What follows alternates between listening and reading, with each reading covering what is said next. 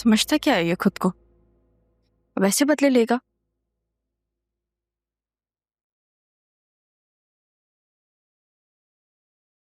ठीक है, seems good, thank you. Hello. Shahzain, एक इशू हो गया है। क्या हुआ? सब ठीक है? तुम तो ठीक हो ना? वो ऑडिट रेवेन्यू वाले आए हैं असिस्टेंट कमिश्नर के साथ, पता नहीं कोई करप्शन का केस कर रहे हैं। देखो, तुम परेशान नहीं हो, सब ठीक हो जाएगा।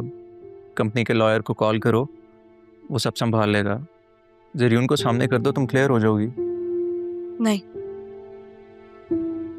वो नाना जान का मुजरिम है, मैं उससे बदला खुद ही लूंगी। अगर इन लोगों के हवाले कर दिया तो वो निकल आएगा। देखो, जिद नहीं करो, जो मैं कह रहा हूँ वो बात सुन लो। जिद है तो फिर जिद ही ठीक, लेकिन मैं नहीं करूंगी ऐसा। ठीक है, तो फिर एक काम करो, फिलहाल ऑफिस को और खुद को जरियून से दूर रखो। राहा मैम, वो ऑडिट वाले आपसे मिलना चाहते हैं। अच्छा शाहज़ैन, मैं तुमसे बाद में बात करती हूँ, वो ऑडिट वाले बुला रहे हैं। अच्छा ठीक है, लेकिन एक बात का ध्यान रखना कि घबराना बिल्कुल भी नहीं, कॉन्फिडेंटली बात करना। वो जो बात भी पूछें पहले तहम्मुल से सुनना और उसके बाद उसका जवाब देना, ठीक है? थैंक यू, हाफिज़। क्या हुआ, कोई इशू हुआ है? वही राशिद को लेकर मसला, और अब ये रेवेन्यू वाली बात। हमारे पेपर्स रेडी हैं? जी, पेपर रेडी मेरे पास ही हैं, और अरमान से भी मैंने कह दिया। अरमान से क्यों कहा है आपने? वो अब यहाँ का वर्कर नहीं है, वो असिस्टेंट कमिश्नर है। आप उसको कुछ नहीं बताएंगे जब तक मुझसे अप्रूव ना हो, ठीक है? चलें, आप सुन लेते हैं ऑडिट वालों की भी। आज भी नहीं कह सका।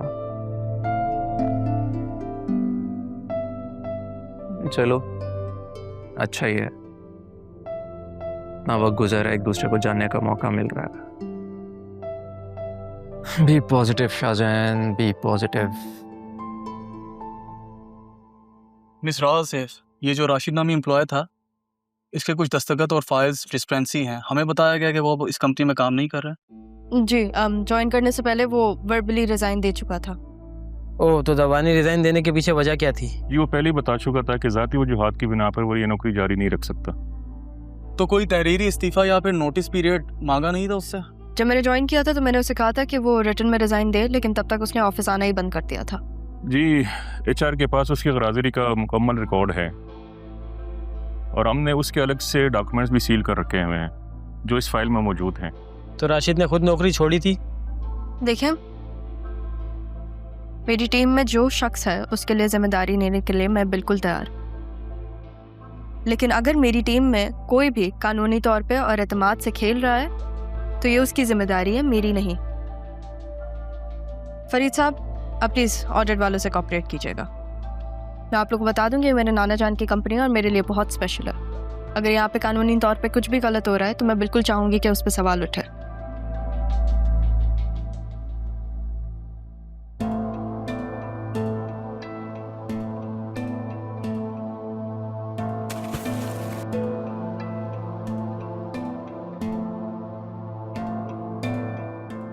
पता है इसको सब, ये देखें, इसके नए नंबर पे कॉल तो मैसी पे था।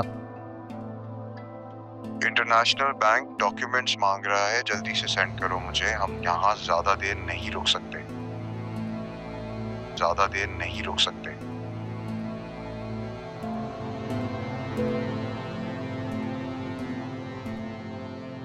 ये काफी है, उठाऊं तुम्हारे घर वालों को? नहीं, तूने कुछ मत किया, जो कहोगे मैं करने को तैयार, सब बताने में तैयार। बेटा, बताने का टाइम गया, सब कुछ वापस करना पड़ेगा जो लिया है।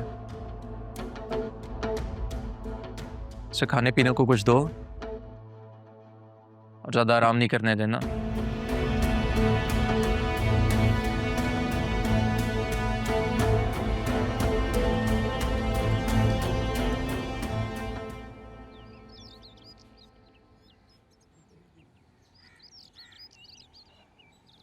हेलो, कैसे हो?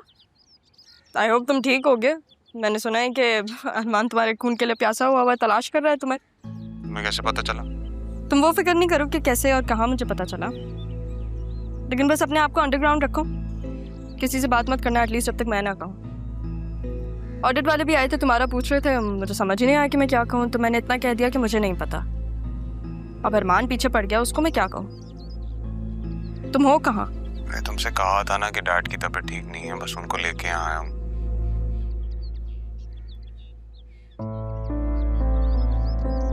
लेकिन खैर, तुम अपने डैड का ख्याल रखो, बाद में बात करते हैं। लगता है जरियून को बचाने की कोशिश की जा रही है। अरमान, मेरा मतलब असिस्टेंट कमिश्नर साहब, अब तो करप्शन के केस में यहाँ पे फंसाने आया है ना हमें। मैं सिर्फ इतना बताने आया हूँ कि ये खेल अब ज़्यादा देर नहीं चलेगा। और रही बात फंसाने की, तो आरएनबी के खिलाफ मैं कभी कोई ऐसा कदम नहीं उठाऊंगा जिससे उन्हें नुकसान पहुंचे। आर को तो जितना नुकसान पहुंचाना था आपने पहुंचा दिया। अब तो आप बतूल बी को प्रोटेक्ट कर रहे हैं ना। जो समझना समझो, बस ये याद रखना कि अब हर बार दिल को चीर के निकलेगा। कल मिलते हैं।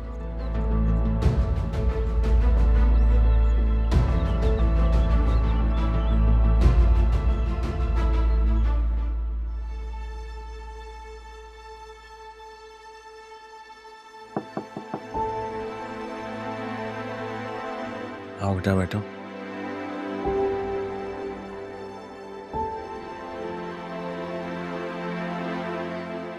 बाबा, मैं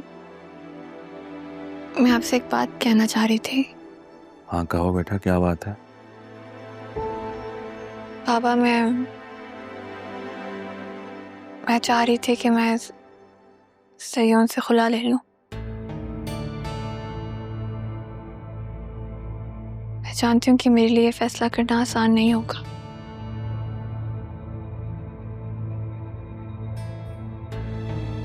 लेकिन अब मैं इस रिश्ते का बोझ मज़ीद नहीं सह सकती।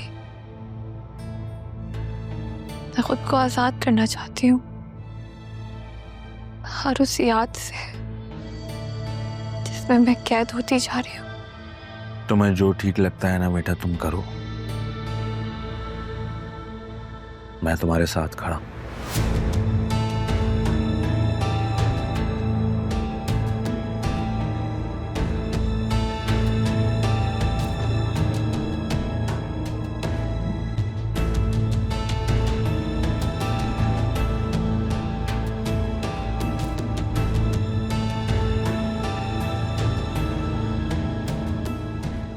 मैं बतूल के इस फैसले में इसके साथ हूँ।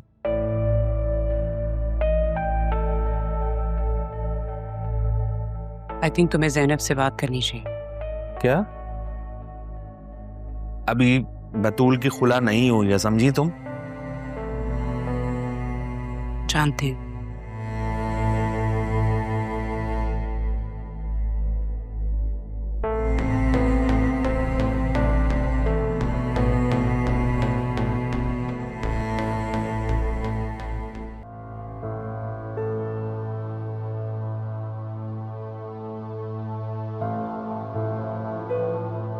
राहा ने मुझसे क्या बात करनी थी, मैंने पूछा ही नहीं।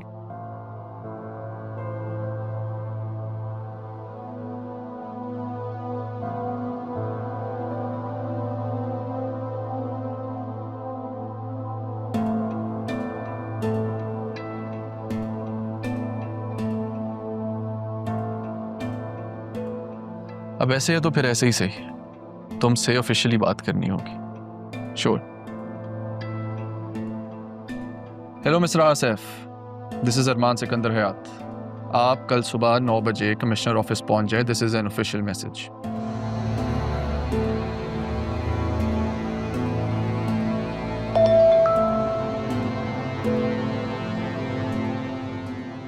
मेरा वहाँ क्या काम है? और ऑफिशियल मैसेज के लिए ऑफिशियल टाइमिंग्स होती है ना एसी साहब। देखें, किसी गलत फहमी का शिकार मत रहिएगा जैसे मैं आपसे बात करने के लिए मरता जा रहा हूँ। ऐसा कुछ नहीं है। 9 AM you should be at the office. अब ऐसे है तो ऐसे ही सही। तुम्हें तो अब मैं अपने सामने खड़े रहने की सजा दूंगा। देखता हूँ कैसे नहीं आती। किसकी बात हो रही है? कौन आने से इनकार कर रही है? राहा, RNB की कुछ मामलात हैं, उसके लिए उसे कल ऑफिस बुलाया मैंने। अच्छा, देखो अरमान, चाहे ये ऑफिशियल है या अनऑफिशियल, इस काम को फौरन समेटो। क्योंकि मैं बहुत थक गई हूँ और मैं अब तुम्हारी शादी करना चाहती हूँ। मुझे शादी नहीं करनी अब। जिसके लिए तुम इनकार कर रहे हो ना, वो खुद को सजा दे रही है, बिल्कुल इसी तरह जैसे उसकी माँ ने उसको छोड़कर सजा दी थी खुद को। लेकिन मैंने तो तुम्हें कभी भी जिंदगी के किसी पल पे भी नहीं छोड़ा अकेला, फिर मुझे किस बात की सजा दे रहे हो? आप सब जानती हैं अम्मी, फिर ये बातें क्यों? मैं सब जानती हूँ, लेकिन तुम एक बात अच्छी तरह समझ लो कि मैं थक गई हूँ। मुझे अजियत देना बंद करो बेटा। मैं चाहती हूँ कि तुम्हारी शादी हो जाए, तुम मेरी जिंदगी में सेटल हो जाओ। लड़की पसंद कर ली है मैंने,